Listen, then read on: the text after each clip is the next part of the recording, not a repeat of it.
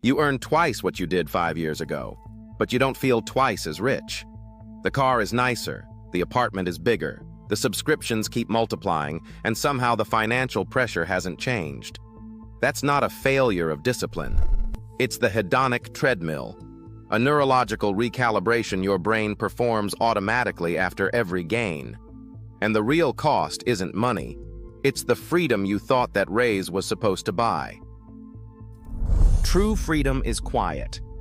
It is the abundance of unstructured time, the power to choose your daily tasks, the security of an untouched emergency fund, and the absence of constant physiological strain.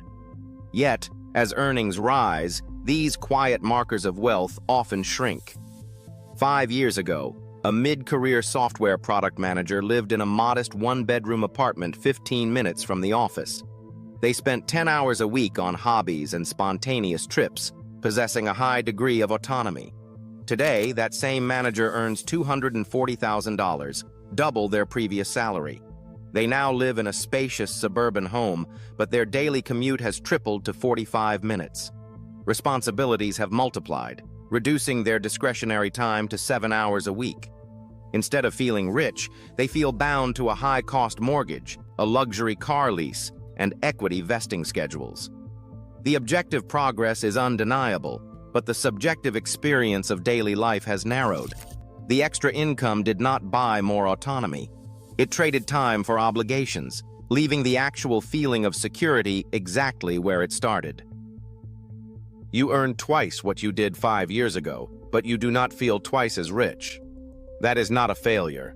It is the hedonic treadmill at work, and your brain is built that way. This adaptation occurs because incremental raises rarely stay liquid. Instead, they are immediately channeled into structural upgrades that permanently reset your baseline. The shift is quiet. It begins with housing.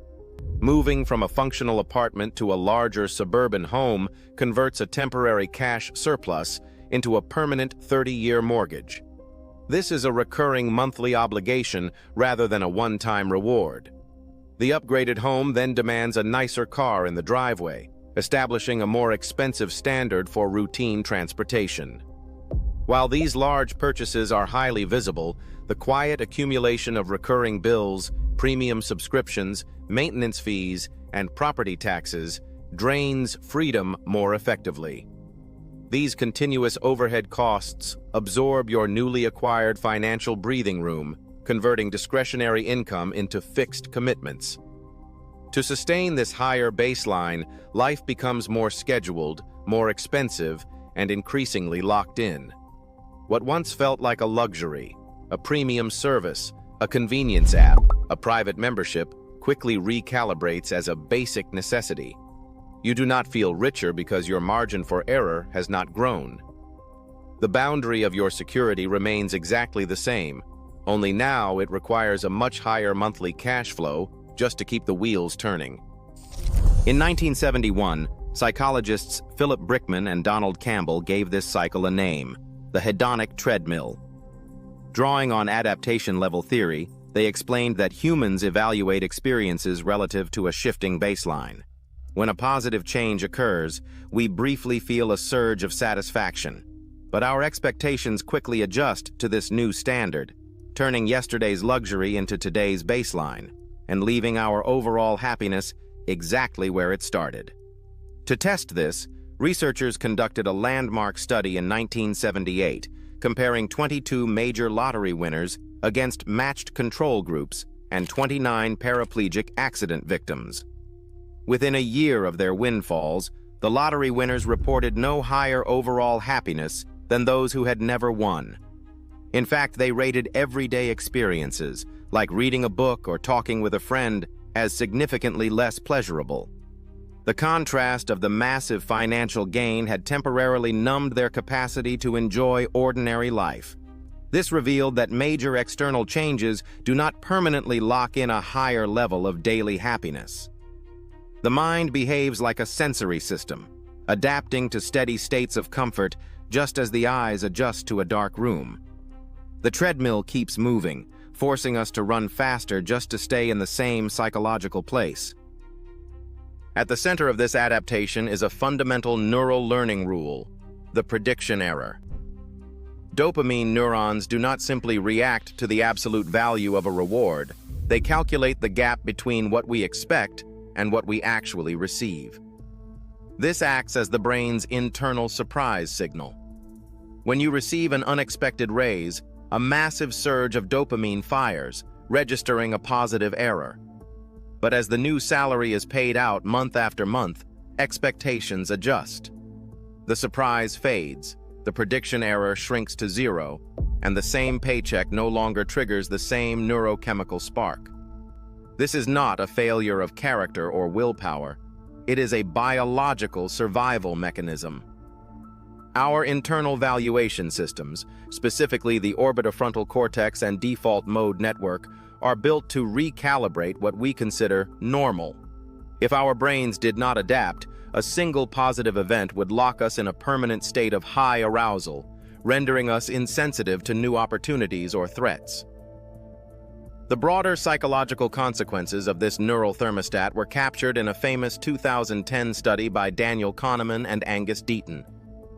Using data from nearly 500,000 Americans, they found that while daily emotional well-being flattens significantly after household income reaches a certain threshold, a person's cognitive life evaluation, how they rate their overall success, continues to climb.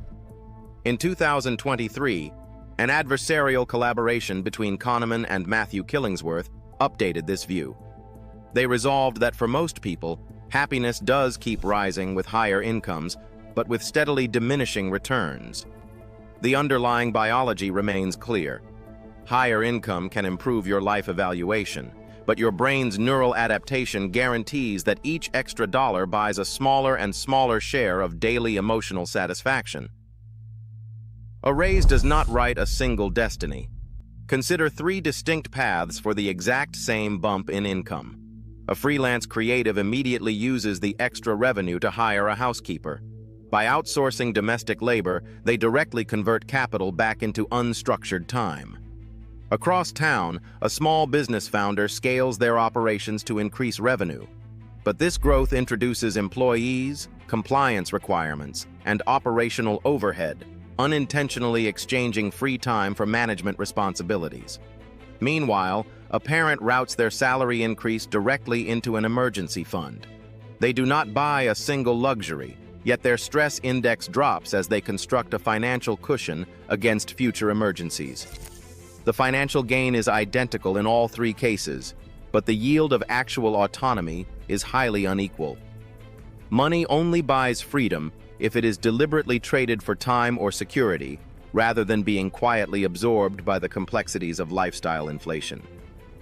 To keep a salary increase from instantly evaporating into new structural expenses, you can treat your personal finances as a laboratory. The most effective safeguard is pre-commitment. By setting up automatic transfers or utilizing a program like Save More Tomorrow, a fixed percentage of any future raise goes directly into savings before it ever touches your checking account. This intercepts the money before your brain can adapt to the surplus. Once the remaining gain is spent, you can slow down habituation by limiting consumption variety. Instead of upgrading multiple areas of life at once, choose one specific change, like a high-quality coffee or a weekend hobby. Deliberately focus on this single upgrade through daily savoring or gratitude. This simple act of attention extends the emotional life of the gain. Treating these adjustments as personal experiments rather than rigid moral rules allows you to discover exactly how to protect your hard-earned financial autonomy. Your brain's relentless adaptation isn't a design flaw, it's human nature. True freedom doesn't come from funding a faster treadmill, but from choosing where to stop running. The race only ends when you decide what is enough. Share your thoughts on finding enough in the comments below. New sessions Tuesday and Friday. See you in the next one.